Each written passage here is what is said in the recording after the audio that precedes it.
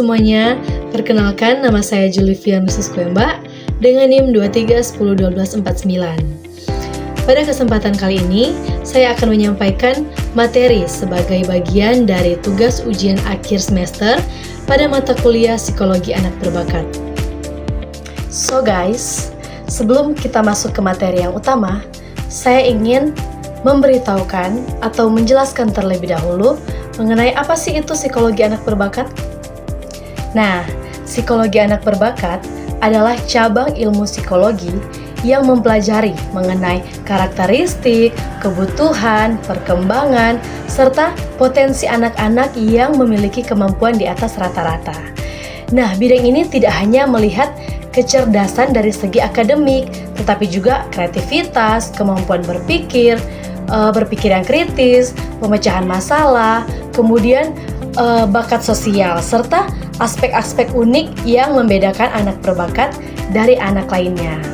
Nah, psikologi anak berbakat berfungsi untuk memahami bagaimana potensi tersebut dapat diidentifikasi, dikembangkan, dan difasilitasi secara optimal di lingkungan keluarga maupun lingkungan sekolah. Jadi gimana? Udah tahu kan apa itu psikologi anak berbakat? Nah, teman-teman, di dalam psikologi anak berbakat ada beberapa teori-teori keberbakatan. Nah, yang sekarang akan saya bahas adalah teori keberbakatan dari Joy Paul Guilford atau yang biasa disebut Guilford.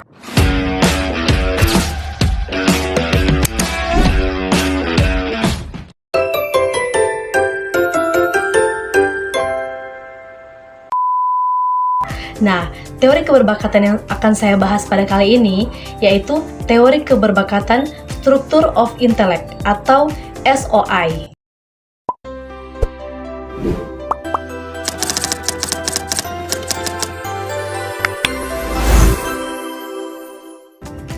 Jadi, teori Structure of Intellect ini dikembangkan oleh Joy Paul Guilford. Nah, Joy Paul Guilford ini adalah seorang psikolog Amerika yang menekankan bahwa kecerdasan manusia tidak bersifat tunggal, tetapi terdiri atas berbagai-bagai kemampuan yang saling berinteraksi. Nah, Guilford juga menolak gagasan IQ sebagai ukuran tunggal kecerdasan, dan dia menawarkan model yang lebih luas, terstruktur, dan multidimensional. Nah, teori ini sangat berpengaruh ya dalam memahami keberbakatan atau yang disebut giftedness, karena memberikan gambaran bahwa individu berbakat memiliki berbagai kombinasi kemampuan intelektual tertentu. Jadi bukan hanya skor IQ tinggi aja nih teman-teman. Oke, kita masuk ke bagian yang pertama, yaitu struktur model SOI. Nah, Guilford membagi kecerdasan dalam 3 dimensi. Dimensi yang pertama yaitu dimensi operations atau operasi berpikir. Kemudian dimensi yang kedua ada dimensi contents atau isi informasi. Dimensi yang ketiga yaitu dimensi products atau produk pikiran. Kita bahas satu-satu ya teman-teman. Yang pertama itu dimensi operations atau operasi berpikir atau biasa kita sebut dengan cara berpikir.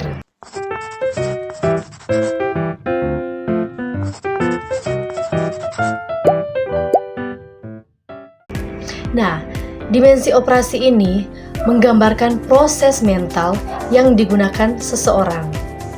Di dalam dimensi operations ini atau di dalam cara berpikir ini terdapat 5 poin. Poin yang pertama itu ada cognition, yaitu kemampuan seseorang dalam memahami informasi baru. Kemudian poin yang kedua ada memory. Dari katanya saja kita sudah bisa mengerti ya teman-teman. Jadi memori itu adalah kemampuan menyimpan dan mengingat informasi yang baru saja didapatkan oleh individu. Kemudian poin yang ketiga adalah divergent products atau divergent products itu kemampuan menghasilkan banyak ide atau banyak solusi atau kreativitas baru. Yang keempat ada convergent production. Convergent production ini adalah kemampuan seseorang atau kemampuan individu untuk menentukan satu solusi yang paling tepat dari sekian solusi atau cara yang benar. dia bisa menentukan satu yang paling tepat. Yang kelima ada evaluation. Jadi kemampuan seseorang dalam menilai dan mengambil keputusan atau mengevaluasi sesuatu atau informasi yang baru saja didapat. Kemudian kita masuk ke dimensi yang kedua.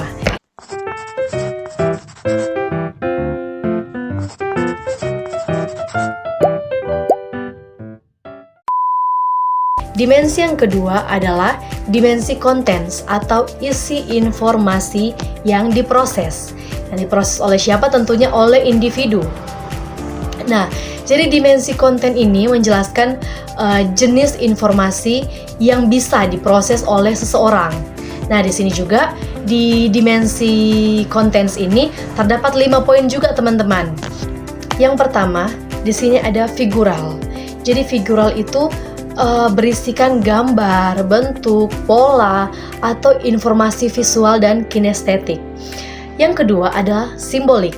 Simbolik itu berisikan simbol-simbol formal seperti angka, huruf, kode, notasi.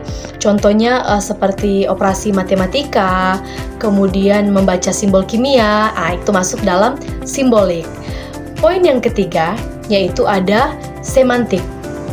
Semantik itu berisi makna, kata, konsep, serta hubungan bahasa. Jadi contohnya seperti menafsirkan apa itu metafora, kemudian bagaimana seseorang tersebut memaknai sebuah istilah. Yang keempat, ada auditory. Nah, auditory itu berisi informasi yang seseorang atau individu terima melalui pendengaran. Jadi ketika dia mendengar, dia bisa menerima informasi yang baru saja didapatkan. Yang kelima ada behavioral. Nah, behavioral ini berisi informasi tentang tindakan, ekspresi, atau interaksi sosial antara individu dengan lingkungan sosialnya. Jadi contohnya seperti menilai tokoh dalam drama, kemudian mempresentasikan bahasa tubuh. Jadi itu masuk dalam kelima poin itu masuk dalam dimensi contents atau isi informasi. Kemudian dimensi yang ketiga adalah dimensi products atau produk pikiran.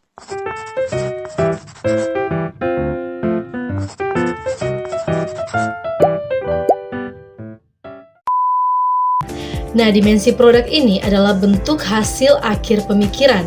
Jadi apa yang dihasilkan pikiran setelah mengaplikasikan operasi pada sebuah konten. Nah, dimensi produk ini terdapat 6 poin. Poin yang pertama yaitu units. Units itu apa sih? Units itu elemen informasi tunggal atau misalnya satu kata, satu angka, seperti itu. Kemudian yang kedua ada classes. Classes itu adalah kategori atau kelompok informasi yang sama. Contohnya mengelompokkan hewan berdasarkan habitatnya. Kemudian poin yang ketiga ada relations. Relation itu hubungan antara hal atau unit. Jadi sebab akibat atau perbandingan. Jadi contohnya seperti menentukan hubungan fungsi dalam matematika, kemudian mengenali analogi. Dan yang keempat ada sistem. Sistem itu merupakan struktur terorganisir dari banyak relasi. Contohnya mendesain sistem pengolahan air atau memetakan rantai makanan. Yang kelima ada transformations, yaitu modifikasi atau perubahan informasi, mengubah unit atau kelas atau relasi menjadi bentuk yang lain. Jadi contohnya seperti mengubah bentuk persamaan, parafrase ide menjadi format yang baru. Nah, kemudian poin yang keenam adalah implications. Jadi implication itu menyimpulkan konsekuensi atau prediksi dari informasi. Contohnya seperti menyimpulkan efek kebijakan atau memprediksikan hasil eksperimen. So guys, 3 dimensi tadi itu bisa digabung. Jadi melalui gabungan 3 dimensi ini, Guilford menyimpulkan ada 150 kemampuan intelektual. Nah, kenapa dikatakan 150? Karena poin pertama, dimensi pertama, poinnya 5. Kemudian dimensi kedua itu poinnya 5 juga. Dimensi ketiga, poinnya 6, jadi 5 kali 5 kali 6, jadi 150 kemampuan intelektual. Tapi 150 kemampuan itu bisa berkembang menjadi 180 kemampuan saat dimensi behavioral ditambahkan. Nah, jadi dari sini kita bisa melihat betapa beragamnya bentuk kecerdasan manusia di dunia ini. Dan setiap individu memiliki kecerdasan yang berbeda-beda. Jadi di teori ini Guilford menjelaskan bahwa kecerdasan manusia tidak hanya dinilai dari seberapa tinggi IQ manusia tersebut atau individu tersebut. Jadi apakah dia mungkin ada di dimensi pertama atau di dimensi kedua, mungkin juga ada di dimensi ketiga. Jadi dari setiap individu ada dimensi yang dimana seseorang unggul di hal tersebut. Nah, sekarang apa sih relevansi SOI, teori SOI ini atau Structure of Intellect ini bagi anak berbakat?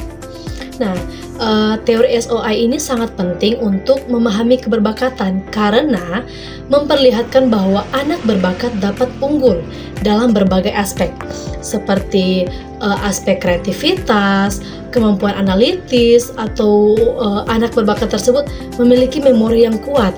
Kemudian kemampuan bersosial atau pemikiran yang sistematis. Artinya, bakat tidak terbatas pada nilai akademik saja. Next, penerapan dalam pendidikan. Jadi dalam konteks pendidikan, teori SOI ini dapat digunakan untuk yang pertama, membantu mengidentifikasi anak berbakat. Yang kedua, merancang pembelajaran yang sesuai dengan profil kognitif siswa.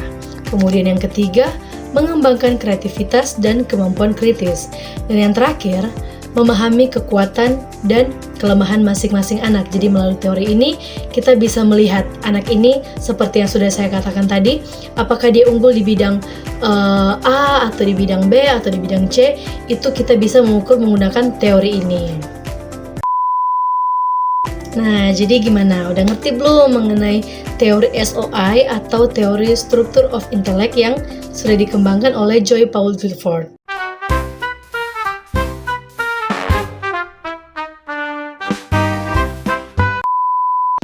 Baiklah, demikian pemaparan saya mengenai teori Structure of Intellect.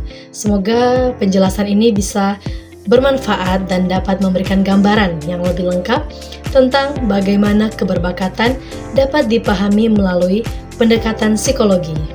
Terima kasih dan sampai jumpa. Bye-bye.